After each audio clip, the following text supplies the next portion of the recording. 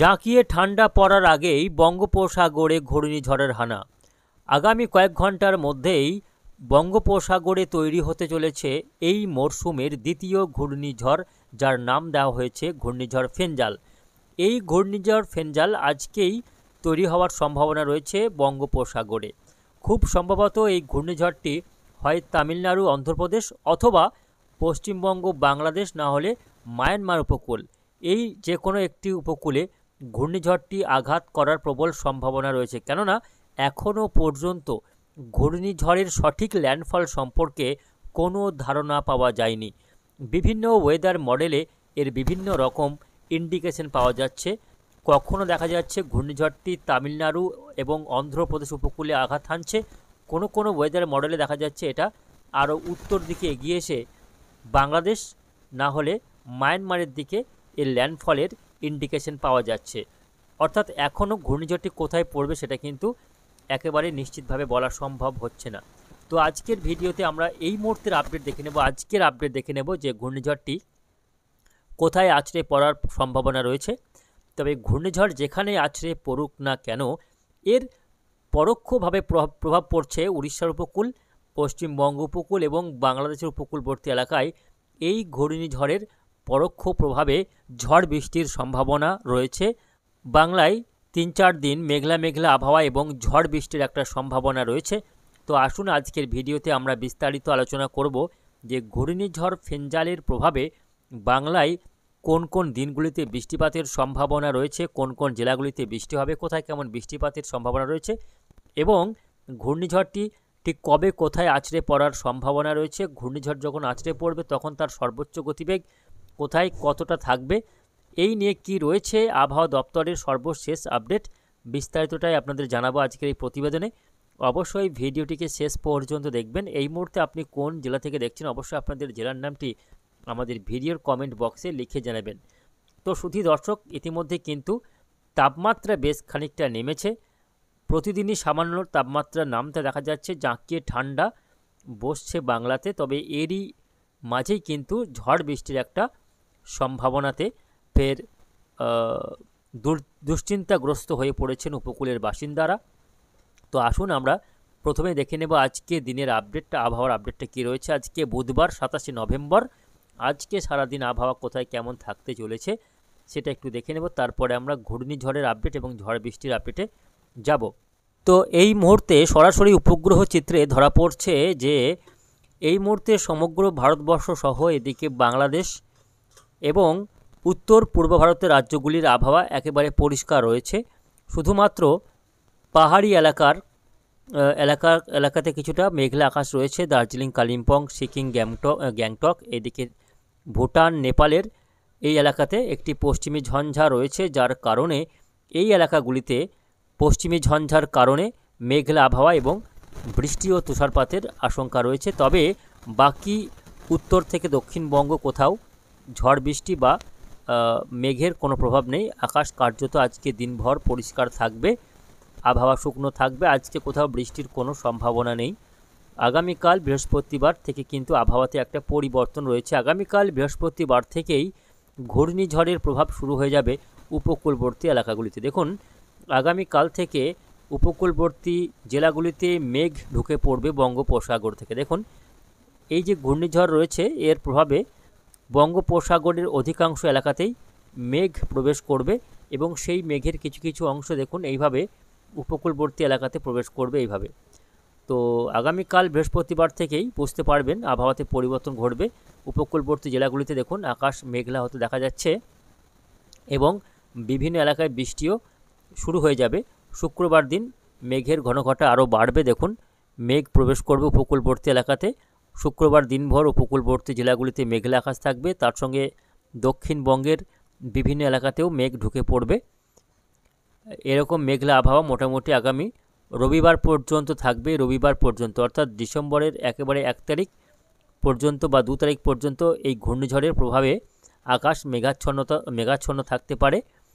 তো এই রয়েছে মেঘের একটা পরিস্থিতি। আমরা বৃষ্টিবজ্র মোডে দেখে নেব ঠিক কবে কখন বৃষ্টিপাতের সম্ভাবনা থাকছে। তো আজকে কোথাও বৃষ্টি নেই, তবে আগামীকাল থেকে উপকূলবর্তী জেলাগুলিতে বৃষ্টি শুরু হয়ে যাবে। ঘূর্ণিঝড় যেখানে আছড়ে পড়ুক না কেন তার প্রভাবে বৃষ্টি রয়েছে উপকূলবর্তী জেলাগুলিতে। বৃহস্পতিবার দিন রাত থেকে বৃষ্টি হতে পারে উপকূলবর্তী 2 পরগনা, 2 মেদিনীপুরের উপকূলবর্তী এলাকা, তার সঙ্গে বাংলাদেশের খুলনা, বরিশাল ও চট্টগ্রামের বিভিন্ন এলাকায় হালকা থেকে মাঝারি বৃষ্টি, বজ্র বিদ্যুৎ সহ লক্ষ্য করা যাবে। শুক্রবার দিন বৃষ্টির মাত্রা খানিকটা বাড়তে পারে সুন্দরবন এলাকাগুলিতে। এদিকে পশ্চিমবঙ্গ, বাংলাদেশের সুন্দরবন, তার সঙ্গে চট্টগ্রাম বিভাগ, বরিশাল বিভাগ, এই সমস্ত এলাকায় শুক্রবার দিন বৃষ্টি রয়েছে। কোথাও একটু ভারী বৃষ্টি হতে পারে। এদিকে হলদিবাড়ি, তার সঙ্গে নামখানা, ফ্রেজারগঞ্জে হালকা থেকে মাঝারির সঙ্গে 2-1 পশলা ভারী বৃষ্টি হয়ে যেতে পারে। শনিবার দিনও বৃষ্টি রয়েছে। কলকাতা, হাওড়া, হুগলি, উত্তর দক্ষিণ 24 পরগনা এই জেলাগুলিতেও এই ঘূর্ণিঝড়ের প্রভাবে বৃষ্টি হতে পারে। রবিবার দিন পর্যন্ত বৃষ্টিপাতের সম্ভাবনা দেখা যাচ্ছে উপকূলবর্তী জেলাগুলিতে। তবে উপরের জেলাগুলিতে বৃষ্টি নেই, যেমন বীরভূম, মুর্শিদাবাদ, 2 বর্ধমান, নদিয়া, বাঁকুড়া, পুরুলিয়া এই জেলাগুলিতে কার্যত ঘূর্ণিঝড়ের প্রভাবে আংশিকভাবে মেঘলা আকাশ থাকলেও বৃষ্টির তেমন কোনো সম্ভাবনা দেখা যাচ্ছে না। এই রয়েছে গ্লোবাল ECMWF ওয়েদার মডেলের বৃষ্টির একটা সম্ভাবনা।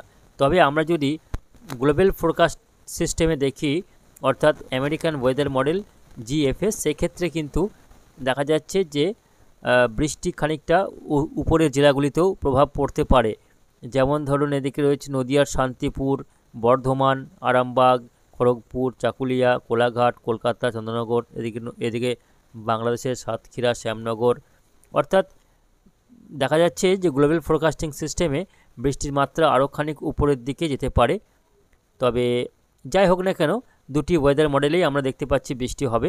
বৃষ্টি তামিলনাড়ু থেকে শুরু করে অন্ধ্রপ্রদেশ, তারপর সেটা উড়িষ্যা এবং পরবর্তীতে পশ্চিমবঙ্গ, বাংলাদেশের উপকূলবর্তী এলাকা ধরেই বৃষ্টিটা হওয়ার সম্ভাবনা রয়েছে। কেননা ঘূর্ণিঝড়টি কিছুটা উত্তর দিকে এগিয়ে আসার সম্ভাবনা রয়েছে। আমরা একটু এবার ঘূর্ণিঝড়ের আপডেটটা দেখে নেব যে ঘূর্ণিঝড়টি ঠিক কখন কোথায় আছড়ে পড়ার সম্ভাবনা রয়েছে। তো প্রিয় দর্শক, ঘূর্ণিঝড়টা কখনও দেখা যাচ্ছে যে গ্লোবাল ফোরকাস্টিং সিস্টেম যেটা বলছে যে ঘূর্ণিঝড় একেবারে উত্তর বঙ্গোপসাগরে প্রবেশ করে যেতে পারে। অর্থাৎ যেটা প্রাথমিকভাবে মনে করা হচ্ছিল ঘূর্ণিঝড়টি তামিলনাড়ু উপকূলে আঘাত করবে, সেটা কিন্তু GFS ওয়েদার মডেল বলছে ঘূর্ণিঝড়টি তামিলনাড়ুতে আঘাত না করে সরাসরি উত্তর বঙ্গোপসাগরে আসবে। তারপর যেটা মায়ানমার এবং সংলগ্ন চট্টগ্রাম বন্দরে আঘাত খেয়ে সেটা কিন্তু আবারও পূর্ব দিক থেকে পশ্চিম দিকে গিয়ে উড়িষ্যার উপকূলে আছড়ে পড়ার সম্ভাবনা রয়েছে। তো যাই হোক না কেন, ঘূর্ণিঝড়টি মায়ানমার উপকূলে আছড়ে পড়ুক বা বাংলার উপকূলে আছড়ে পড়ুক বা উড়িষ্যার উপকূলে আঘাত করুক, যাই হোক না কেন ঘূর্ণিঝড়টি খুব একটা শক্তিশালী হবে না, সেটা কিন্তু এক প্রকার নিশ্চিত। ঘূর্ণিঝড়টি আছড়ে পড়ার আগে মুহূর্তে তার শক্তি ক্ষয় হয়ে সেটা কিন্তু একটা নিম্নচাপ রূপে বা গভীর নিম্নচাপ রূপে এই উপকূলে আছড়ে পড়ার সম্ভাবনা রয়েছে। এবং ঘূর্ণিঝড়টি সমুদ্রে অনেকটা সময় থাকলেও এর কিন্তু শক্তি খুব একটা বাড়বে না, কেননা উপকূলবর্তী এলাকাগুলিতে উত্তরে ঠান্ডা হাওয়ার একটা যোগান রয়েছে, যার ফলে এই ঘূর্ণিঝড়টি দুর্বল হয়ে পড়বে খুব সহজেই। ফলে উপকূলে আছড়ে পড়লেও এর প্রভাবে খুব একটা দুর্যোগের আশঙ্কা নেই, খুব একটা ভারী মাত্রার ক্ষয়ক্ষতির আশঙ্কা নেই। কার্যত কিছুটা ঝড় বৃষ্টি এবং দমকা ঝোড়ো হাওয়া বইতে পারে ঘন্টায় সর্বোচ্চ 60 থেকে 65 কিলোমিটার গতিবেগে। এর বেশি কিন্তু কোথাও ক্ষয়ক্ষতির সম্ভাবনা নেই। তো আমরা দুটি ওয়েদার মডেলে দেখে নেব। তো প্রথমে আমরা দেখে নিচ্ছি যে গ্লোবাল ফোরকাস্টিং সিস্টেম কি বলছে। তো দেখুন, গ্লোবাল ফোরকাস্টিং সিস্টেম বলছে যে আগামী রবিবার সিস্টেমটি একেবারে উত্তর বঙ্গোপসাগরে ঢুকবে। তারপর সোমবার 2 তারিখ কিছুটা উত্তর বঙ্গোপসাগরে থাকার পর সেটা আবার উড়িষ্যার দিকে এগিয়ে যাবে এবং উড়িষ্যা থেকে আবার উড়িষ্যার উপকূল ধরে নেমে আসবে এবং অন্ধ্রপ্রদেশ উপকূলে ঘূর্ণিঝড়টি এসে মিলিয়ে যাচ্ছে। অর্থাৎ উপকূলে আছড়ে পড়ার খুব একটা সম্ভাবনা থাকছে না গ্লোবাল ফোরকাস্টিং সিস্টেমে। ঘূর্ণিঝড়টি সমুদ্রে থাকা অবস্থায় কিন্তু নিষ্ক্রিয় হয়ে যাচ্ছে, ফলে খুব একটা বিপদ কিন্তু নেই কোথাও। উড়িষ্যা বলুন, অন্ধ্রপ্রদেশ বা বাংলার জন্য কোনো বিপদ বার্তা নেই এই গ্লোবাল ফোরকাস্টিং সিস্টেমে। তবে ECMWF ওয়েদার মডেল অন্য একটা ইঙ্গিত দিচ্ছে। তাতে দেখা যাচ্ছে এই মডেল বলছে এটা কিন্তু আগামী 24 ঘন্টার মধ্যেই ঘূর্ণিঝড়ে পরিণত হবে এবং শনিবার দিন অন্ধ্রপ্রদেশ এবং তামিলনাড়ু উপকূলের ঠিক এই এলাকাতে আঘাত করবে, যদিও ঘূর্ণিঝড় রূপে নয়, এটা ঘূর্ণিঝড় থেকে শক্তি ক্ষয় করে গভীর নিম্নচাপ রূপেই উপকূলে প্রবেশ করবে। ফলে ঘূর্ণিঝড়টি সমুদ্রেই তার শক্তি ক্ষয় করবে এবং উপকূলে খুব একটা তার তাণ্ডব চালাতে পারবে না। ফলে দুর্যোগের আশঙ্কা কোথাও থাকছে না ঘূর্ণিঝড় ফিনজালের প্রভাবে। তো যাই হোক না কেন, ঘূর্ণিঝড় নিয়ে কিন্তু আর তেমন কোনো বিপদ বার্তা নেই। কার্যত ঘূর্ণিঝড়টি বঙ্গোপসাগরে থাকাকালীনই তার শক্তি ক্ষয় করবে এবং সেটা উপকূলে আছড়ে পড়ার সময় নিম্নচাপ রূপেই কিছুটা বৃষ্টি এবং ঝড়ের সম্ভাবনা রয়েছে। তো এই রয়েছে ঘূর্ণিঝড়ের একটা আপডেট। তো যাই হোক না কেন, ঘূর্ণিঝড় যেখানে আছড়ে পড়ুক, বাংলার আবহাওয়াতে কিছুটা প্রভাব পড়বে। আগামী 24 ঘন্টার মধ্যেই আবহাওয়াতে পরিবর্তন শুরু হবে। মেঘলা মেঘলা আবহাওয়া দেখা যাবে, 3-4 দিন মেঘলা আকাশ থাকবে দক্ষিণবঙ্গে এবং উপকূলবর্তী জেলাগুলিতে শুধুমাত্র বৃষ্টি হতে পারে, হালকা থেকে মাঝারি বৃষ্টি। তো এই রয়েছে ঘূর্ণিঝড়ের প্রভাব এবং আবহাওয়ার পরিবর্তন। পরবর্তীতে আবহাওয়াতে পরিবর্তন ঘটলে অবশ্যই আপনাদের জানাবো। তো আসুন শেষ করার আগে দেখে নেব ইতিমধ্যেই জেলাগুলির তাপমাত্রা নেমেছে। আজকে কোথায় কেমন তাপমাত্রা রয়েছে, সর্বোচ্চ ও সর্বনিম্ন তাপমাত্রার পরিসংখ্যানটা দেখে নেব এক নজরে। আজকে আসানসোলে সর্বোচ্চ তাপমাত্রা রেকর্ড হয়েছে 27.2 ডিগ্রি এবং সর্বনিম্ন 15.6 ডিগ্রি।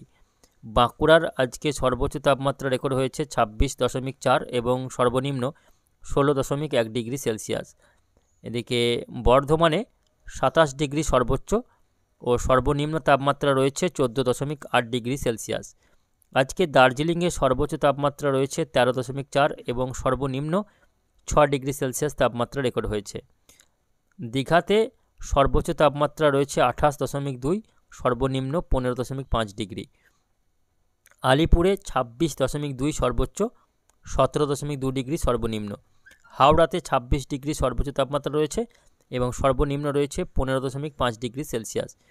সল্টলেকে সর্বোচ্চ তাপমাত্রা রয়েছে 27.6 ডিগ্রি, সর্বনিম্ন রয়েছে 18.1 ডিগ্রি। মালদার তাপমাত্রা রয়েছে 25.8 ডিগ্রি সর্বোচ্চ, 17.8 ডিগ্রি সর্বনিম্ন। পুরুলিয়াতে আজকে সর্বনিম্ন তাপমাত্রা রেকর্ড হয়েছে 11.5 ডিগ্রি। এদিকে শান্তিনিকেতনে সর্বোচ্চ তাপমাত্রা রেকর্ড হয়েছে 25.6 ও সর্বনিম্ন 13 ডিগ্রি সেলসিয়াস।